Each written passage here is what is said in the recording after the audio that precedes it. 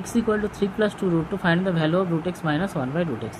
তাহলে x equal to দেওয়া আছে 3 প্লাস 2 রুট টু, 3কে যদি আমরা ব্রেক করে দিই 2 প্লাস 1, এবং এই 2কে আমরা লিখতে পারি রুট 2 স্কোয়ার, এবং 1কে লিখতে পারি 1 স্কোয়ার, আর 2 রুট 2কে আমরা লিখব 2 ইন্টু রুট 2 ইন্টু 1। অর্থাৎ এটা কিসের ফর্মুলা হলো না রুট 2 প্লাস 1 তার হোল স্কোয়ারের ফর্মুলা। অতএব এখানে রুট এক্স সমান কত হবে না রুট 2 প্লাস 1। তাহলে 1 বাই রুট এক্সের ভ্যালু কী দাঁড়াবে না 1 বাই রুট 2 প্লাস 1। তাহলে নিচের যদি আমি রুটকে রিমুভ করতে চাই তাহলে উপর নিচে এর কনজুগেট দিয়ে গুণ করতে হবে, অর্থাৎ রুট 2 মাইনাস 1 দিয়ে গুণ করবো।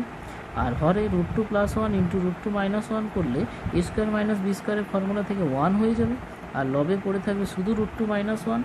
অর্থাৎ রুট এক্সের ভ্যালু হচ্ছে রুট 2 প্লাস 1 এবং 1 বাই রুট এক্সের ভ্যালু হচ্ছে রুট 2 মাইনাস 1। তাহলে ব্র্যাকেট যদি আমি ওপেন করি তাহলে হচ্ছে root 2 plus 1 minus root 2 plus 1, এখানে রুট 2 ক্যান্সেল, 1 প্লাস 1 2, আমাদের অপশান নাম্বার সি আনসার।